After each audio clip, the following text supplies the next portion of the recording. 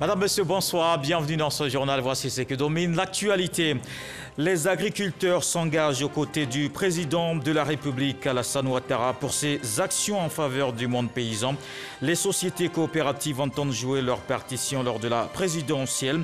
Un soutien que salue le Premier ministre Ahmed Bakayoko, présent à la cérémonie tenue à Yamoussoukro, dans la capitale politique. Une autre pierre dans le retour du Boaké d'antan. Bonne nouvelle pour les populations. L'État investit 4 milliards de francs CFA pour la renaissance de la piscine municipale et la réalisation d'un complexe de vie. Les ministres d'Anhaut-Poulain et Amadou Koné lancent les travaux. Cet espace va abriter plusieurs aires de jeu et autres lieux de divertissement. Dans la région de la Maraoué à Boiflé, une organisation se distingue. C'est un modèle pour les personnes du troisième âge. L'Aribo, l'amicale des retraités de Boiflé. Ils profitent de leur nouvelle vie après avoir servi pendant des années. On verra dans ce journal de quoi est fait le quotidien de ces retraités.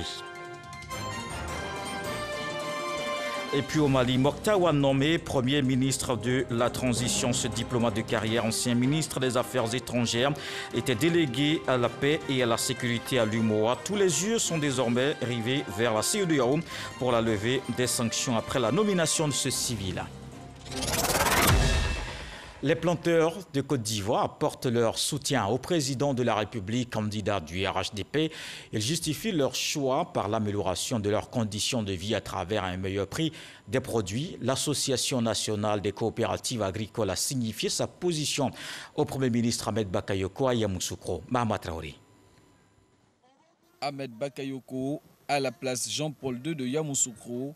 Le chef du gouvernement est convié ici par l'Association nationale des coopératives agricoles de Côte d'Ivoire, ANACASI. Ce rassemblement qui a réuni les membres de 300 sociétés coopératives vise à rendre hommage au président Alassane Ouattara pour ses actions de développement en faveur du monde paysan. La mobilisation est déjà totale.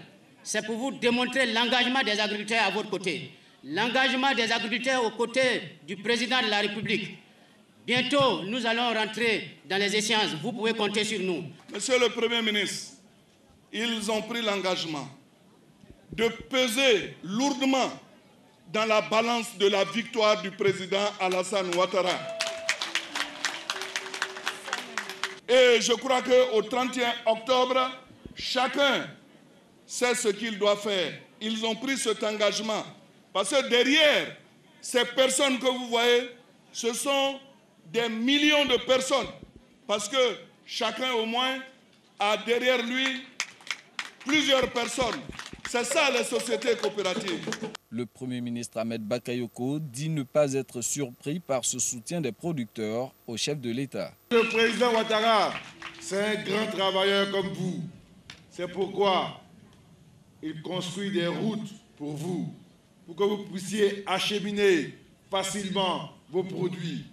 C'est pourquoi il reprofile toutes les routes qui vont dans vos plantations avec le soutien des différentes associations qui encadrent vos filières. Le président, il vous respecte parce qu'il respecte le travail et la valeur la plus noble dans la vie d'une société, c'est la valeur travail. Cette manifestation de soutien du monde paysan au président de la République met fin à la deuxième édition du Forum économique des sociétés coopératives agricoles de Côte d'Ivoire.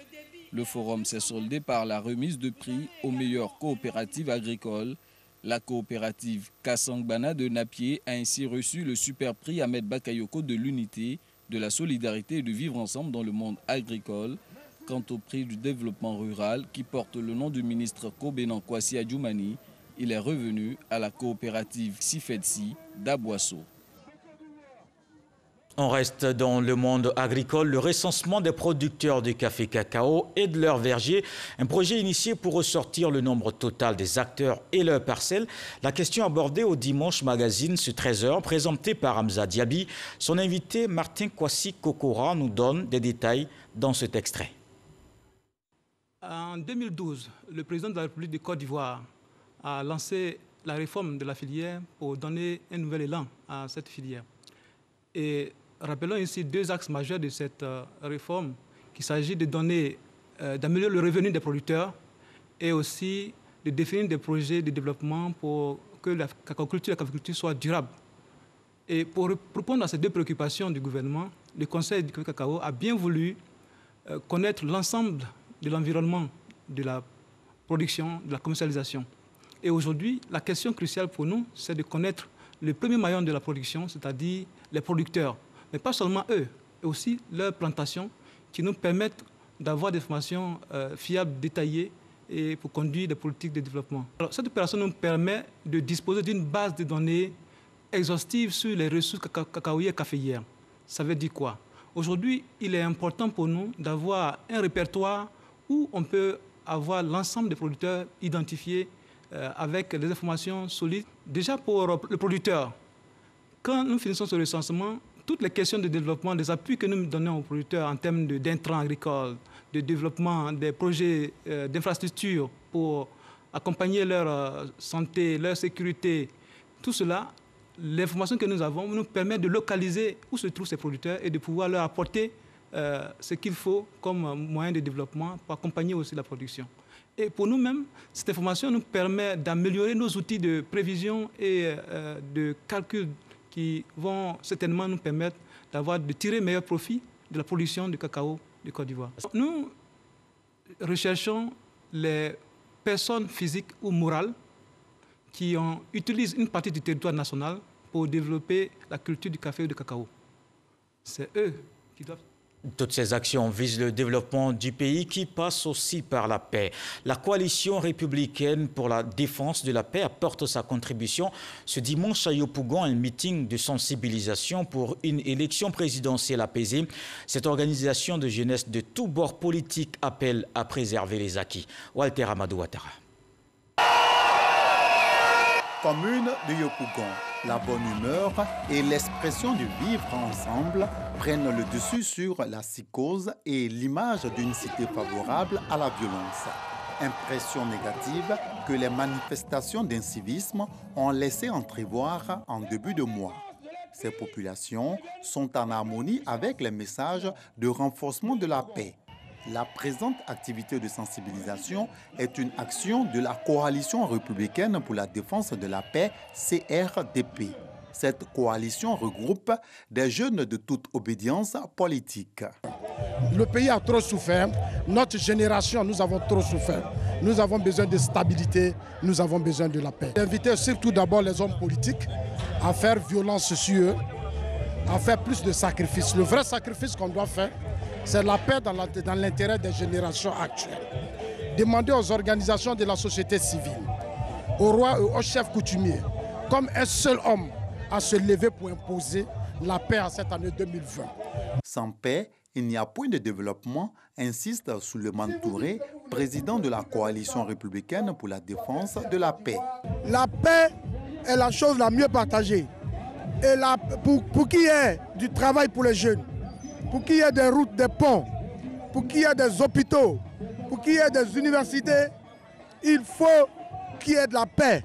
C'est dans un climat de paix que les investisseurs peuvent venir créer des entreprises. Ce meeting de promotion de la non-violence est également une sensibilisation pour une élection présidentielle apaisée en octobre prochain.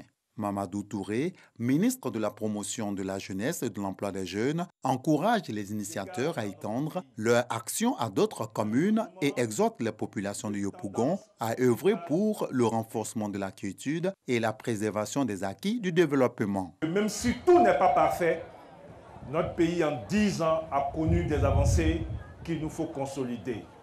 Et l'une de ces avancées à consolider, c'est vraiment la paix et la stabilité. Donc face aux forces du chaos, nous devons opposer notre disposition à la paix et la stabilité. Eh bien, allez-y dans tous les quartiers, dans les sous-quartiers, pour aller parler de paix et de stabilité, pour aller parler d'union entre les Ivoiriens. C'est nous l'avenir de ce pays. C'est la force du progrès qui est l'avenir de ce pays. La Côte d'Ivoire ne peut plus faire marche en arrière. La prochaine étape de cette campagne de sensibilisation pour la paix, c'est la commune de Koumassi. En attendant ce rendez-vous, des artistes à la place CP1 ont gratifié la population de Yopougon de spectacles. Un environnement électoral paisible, c'est aussi le vœu du président de Cap Uni pour la démocratie et le développement. Gervais Koulibaly, face à la presse, appelle au dialogue entre les acteurs politiques ivoiriens, des échanges avec les journalistes, parmi lesquels Moussa Konaté. Le président du Cap Uni pour la démocratie et le développement Cap UDD se prononce sur l'actualité politique ivoirienne. Gervais Koulibaly appelle au dialogue entre les acteurs politiques. Après la décision rendue le 14 septembre 2020 par le Conseil constitutionnel, l'atmosphère est de plus en plus tendue face à cet état de fait. J'invite à ouvrir le dialogue avec la classe politique et la société civile afin de trouver une plateforme d'accord. Nous finirons de toutes les façons par dialoguer, alors évitons des destructions de biens publics et privés, des blessés, des prisonniers et même des pertes en vie humaine. Et discutons dès maintenant. Gervais Koulibaly a été élu président du Cap UDD le 24 janvier 2020 à l'issue d'un congrès. Le parti n'avait pas fait acte de candidature pour l'élection présidentielle d'octobre 2020. On revient sur la visite d'État dans la Maraoué. En marge, il y a eu cette formation des femmes de la région de la Maraoué. Elles sont outillées sur l'importance de la sécurité alimentaire, une action conduite par la ministre de la Femme, de la Famille et de l'Enfant. Jeudi dernier, au centre culturel de Boisflé, Ramatali Bakayoko les invite à redoubler d'efforts afin de continuer l'approvisionnement des marchés du pays en produits vivriers. Konepa Gassoro. Centre culturel de Boisflé. Ces femmes de la région de la Maraoué se forment sur l'importance de la sécurité alimentaire. Objectif, rendre plus efficaces et plus efficientes leurs activités, qu'il s'agisse de la production, de l'approvisionnement des marchés, de la transformation semi-industrielle ou de la commercialisation de leurs produits agricoles. Vraiment, c'est une grâce pour nous de nous former pour que nous soyons entreprenantes. Cette formation va porter pour que nos femmes se prennent en charge et sortir de la pauvreté. Pour Bakayoko Ramata, cet atelier de formation s'inscrit dans la vision du président de la République Alassane Ouattara, celle de développer une agriculture qui prend en compte la contribution des femmes. J'ai vu les femmes, des femmes braves, vaillantes, qui font un travail formidable et qui ont besoin d'être accompagnées encore plus. Cet atelier de formation s'inscrit dans la vision du président de la République. Et il tient à ce que les femmes soient au cœur de la promotion de cette agriculture durable. Parce que les femmes sont à 90% dans le vivrier. Mais le problème, elles sont dans le secteur informel beaucoup plus. Et nous allons justement les organiser à travers cette plateforme pour mieux écouler leurs produits. Cette formation des femmes de la région s'inscrit dans le cadre de la visite d'État qu'effectue le président de la République Alassane Ouattara dans la Maraoué. On reste à Boisflé. Je vous emmène voir un modèle d'organisation pour les personnes du troisième âge. L'Aribo, l'amicale des retraités de Boisflé, elle est devenue un exemple qui doit inspirer toute la Côte d'Ivoire. Un siège, une administration pour une proximité avec les retraités. Avec Kader Sogodogo, on y va au cœur de cette nouvelle vie après des années de service. Une poignée de main synonyme de l'amitié, de la fraternité et de la solidarité. Bienvenue au siège de l'amicale des retraités de Boisflé, Aribo. Un siège de plus de 10 bureaux construit à hauteur de 30 millions de francs CFA grâce à la cotisation de ses membres. C'est le symbole de ces personnes du troisième âge qui, après plus de 30 années au service de la nation, jouissent de leur droit à la retraite, avec fortunes diverses. C'est justement une situation malheureuse qui les a amenés à se mettre ensemble. En son temps, les margouillas, ils sont postés à la porte du trésor. Et quand ce jour-là, le monsieur est rentré, il a vu les margouillas. Il est allé prendre sa pension. Alors, est-ce qu'il faut retourner vers les margouillas? Ils vont lui arracher tout. Donc, qu'est-ce qu'il a fait? Il a sauté la clôture et il est descendu dans la cour du préfet. Alors, quand nous avons appris ça, vraiment, ça nous a frustrés. Voilà comment nous avons créé l'Aribo. Un fonctionnement tout simple. La cotisation mensuelle, c'est 500 francs. C'est-à-dire, à la fin de l'année, ça fait 6 000. Et si vous êtes à jour de toutes ces cotisations, vous avez droit à une bonification de 4 000 francs. Quand le membre décède, il y a une cotisation exceptionnelle de 1 000 francs. Et quand un ayant droit décède, les membres cotisent 500 francs. Le capital décès, quand le membre décède par exemple, la REBO décaisse 650 000 francs pour remettre à la famille. Une administration forte de 11 personnes au service de 1403 retraités. Nous avons mis une administration en place qui s'occupe du quotidien de la REBO. Il s'agit d'abord de donner les informations aux retraités qui désirent venir à la REBO, ensuite de gérer les problèmes de tous ceux qui sont déjà membres de la REBO. Nous avons le secrétariat général, nous avons les services informatiques, nous avons les services comptabilité, nous avons également les services des prêts et les services commerciaux, sans oublier les services médicaux. Les retraités de Boisflé sont reconnaissants au président de la République pour toutes les réformes en leur faveur. Le président, depuis qu'il est là, il a beaucoup fait pour les retraités. Nous souhaitons que cela continue pour le bonheur des retraités. Le dernier salaire du fonctionnaire, peut-être même le mois qui suit, il a sa pension. Bravo à la CEDRAE. Bientôt, la REBO aura un foyer polyvalent. Il est en construction. En attendant, c'est depuis sa salle climatisée que certains membres ont pu suivre en direct l'arrivée du chef de l'État à Boisflé. Rappelons que hier, après la visite d'État du président de la République dans la Marawi, l'un des temps forts, c'est la traditionnelle conférence de presse du président Alassane Ouattara. Elle vous sera proposée juste après ce journal en intégralité. Mais avant, allons à Bouaké. Rappelez-vous des décennies en arrière. Dans les années 70-80, l'orchestre de la fraternité, dans une chanson en magnifiant la ville, a fait un clin d'œil à un lieu bien connu de tous, l'une des fiertés de Bouaké, la piscine municipale. La bonne nouvelle, après des décennies, voici la renaissance. Elle sera rénovée. Pas seulement, il y aura aussi un complexe de vie. Les travaux lancés vont coûter 4 milliards de francs CFA. Léon Brou. Voici la piscine municipale de Bouaké, une infrastructure jadis olympique et épicentre des rendez-vous sportifs, touristiques, gastronomiques et même culturels ou tout simplement économiques de Bouaké. Aujourd'hui, elle est l'ombre d'elle-même et les populations encore nostalgiques de sa renommée.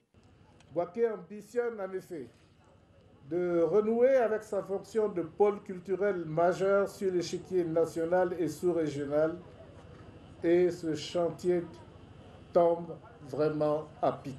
Bouakéennes et Bouakéens, qui ne se souvient de ce fameux refrain de Lofi, chanté en 1965, et je chante Bouaké et sa piscine, ces belles rues bien éclairées. Dans 8 mois, soit en juin 2021, ce périmètre de 5000 m² en lambeaux fera place à un pôle ultra-moderne et pluridisciplinaire avec espace vert. Les populations seront accueillies notamment dans une nouvelle piscine olympique, d'autres aires de jeu, de nouvelles infrastructures annexes telles un restaurant, une salle de mariage. Au total, 4 milliards de francs CFA pour la renaissance de la piscine municipale de Bouaké à partir de ce lancement des travaux par le gouvernement. Il s'agit pour nous de créer un lieu de vie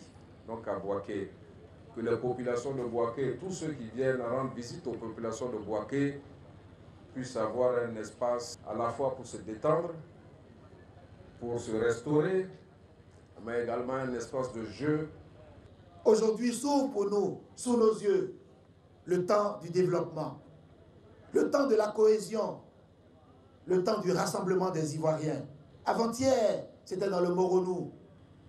Hier, c'était dans la Marawi. Aujourd'hui, c'est ici dans le Bouaké avec le complexe sportif Amadou Gon Coulibaly. Piscine municipale Amadou Gon Coulibaly, dénomination nouvelle de la piscine municipale de Bouaké, en hommage au défunt Premier ministre pour son implication dans la renaissance de cette infrastructure réalisée sous l'ère coloniale et dont la crise de 2002 a consacré la décadence. Amadou Gon Coulibaly, aussi témoin des beaux jours de la piscine municipale de Bouaké, tout comme le maire Nicolas Dibo. Et les bonnes nouvelles s'enchaînent. On reste à l'intérieur du pays, cette fois dans le Bafing. Les conditions de vie des habitants de plusieurs localités de la région sont améliorées. Des infrastructures sociales de base inaugurées dans les domaines de l'électricité, l'éducation et l'eau potable. Des actions soutenues par le ministre du Budget et du portefeuille de l'État, Moussa Sanogo. Le reportage de F. Boué. 3 nouvelles salles de classe pour l'école primaire publique municipalité 2 de Touba. Pour cette rentrée scolaire 2020-2021, c'est la fin de la double vacation. Vraiment, ça nous enlève une épine des pieds. Avec 503 élèves pour 6 classes, c'était vraiment la double vacation. En plus de l'EPP municipalité 2 de Touba, plusieurs écoles de la région du Bafing ont bénéficié de nouvelles infrastructures. Ce sont les écoles des localités de Silakoro, Godofouma, Farako, Koro, Mahama. Au total, ce sont 22 classes avec bureau du directeur construites et réhabilitées. Le bienfaiteur est un fils de la région, le ministre du Budget et du portefeuille de l'État, Moussa Sanogo. L'école, c'est quand même des opportunités qu'on donne à des enfants de pouvoir changer leur avenir à titre personnel, mais aussi changer demain le visage de la région. Parce qu'ils vont en sortir des cadres, des gens bien formés qui vont aider à faire avancer les choses.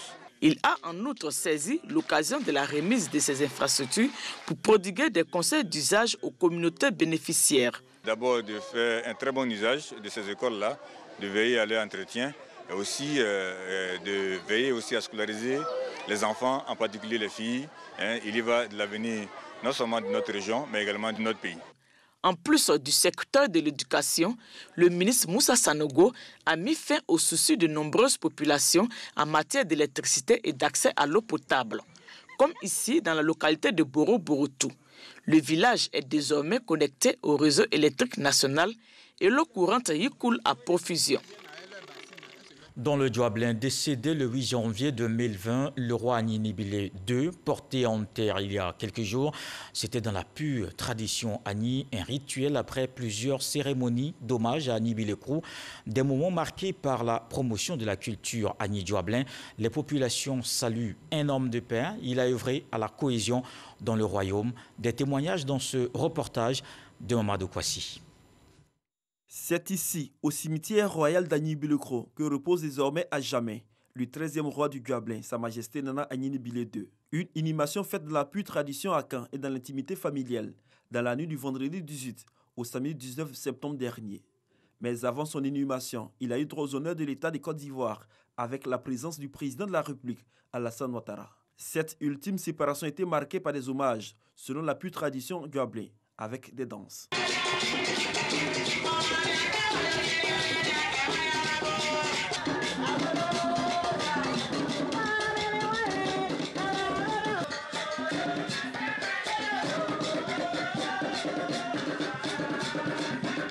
Les populations avec à leur tête les cadres du royaume ont tous fait le déplacement d'Anibile Krou. Elles sont venues de toutes les contrées de la Côte d'Ivoire et même de l'extérieur. Histoire pour chacun de laisser un message à Sa Majesté Nana Aninibile II. Les populations locales se souviennent encore de ses efforts dans la préservation de la paix et du développement de la région. C'est une grosse fête, mais il nous a laissé en héritage notre comportement de cohésion.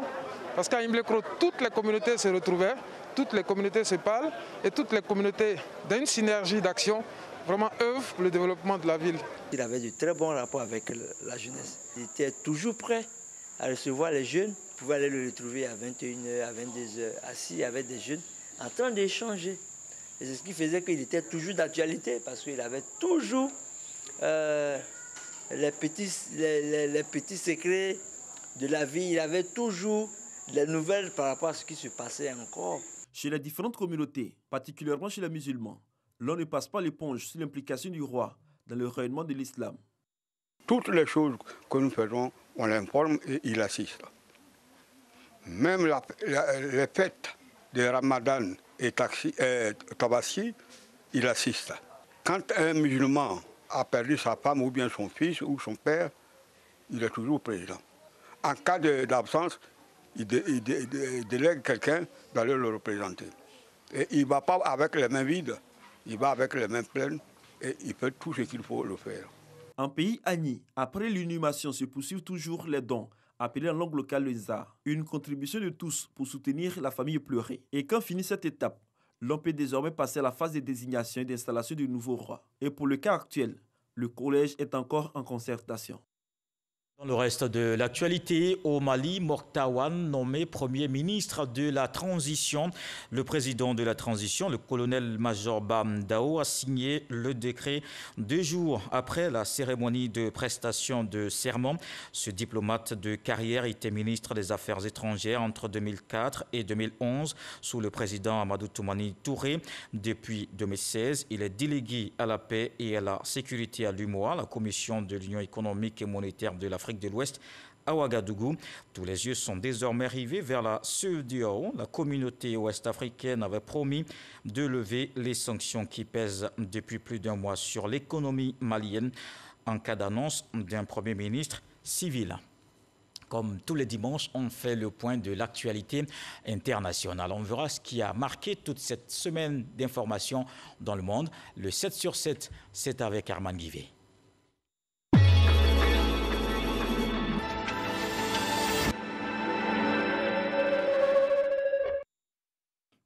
Après la tuerie de Charlie Hebdo et l'assassinat de Montrouge, la Cour d'assises spéciale de Paris a replongé lundi dernier dans le dossier dans l'horreur de la prise d'otage de l'hypercachère le 9 janvier 2015, au cours de laquelle 4 hommes ont été tués. 4 heures d'angoisse, de violence et d'effroi pour la Cour qui juge depuis 3 semaines 14 personnes pour leur soutien logistique présumé aux auteurs des attentats. L'examen de l'attaque perpétuée par Amédée Koulibaly marque une nouvelle étape forte du procès. Le président américain Donald Trump a appelé mardi dernier les Nations Unies à tenir la Chine pour responsable dans ses actes pour ce qui concerne la propagation du Covid-19. Le gouvernement chinois et l'Organisation mondiale de la santé ont déclaré à tort qu'il n'existait pas de preuve de transmission humaine du virus, a-t-il ajouté. Le bilan de l'effondrement d'un immeuble survenu dans l'ouest de l'Inde s'est alourdi à 39 morts, ont annoncé mercredi dernier les autorités.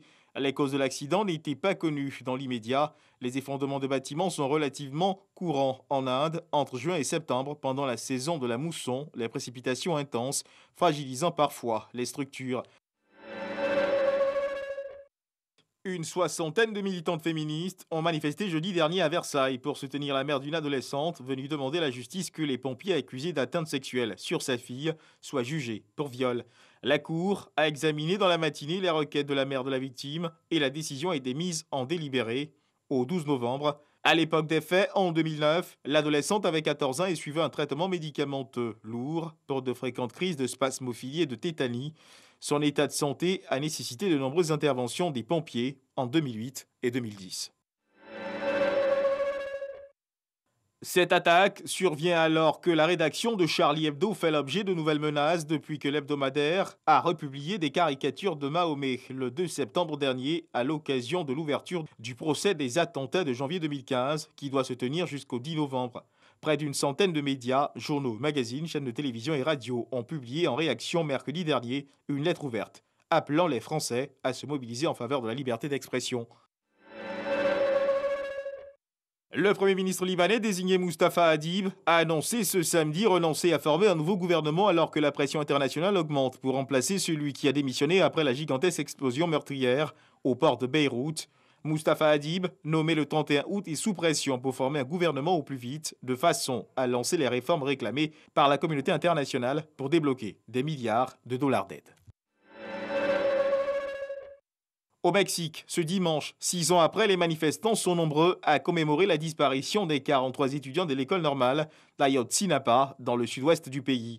La justice mexicaine a réclamé l'arrestation de militaires soupçonnés d'être impliqués il y a tout juste 6 ans, une affaire qui avait bouleversé le pays et entraîné une grave crise politique.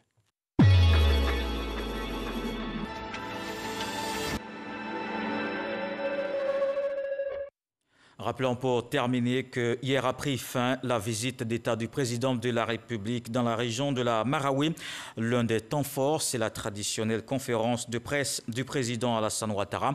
Elle vous sera proposée juste après ce journal en intégralité. Restez donc sur RTI 1. Voilà qui met un terme à ce journal. Merci de l'avoir suivi.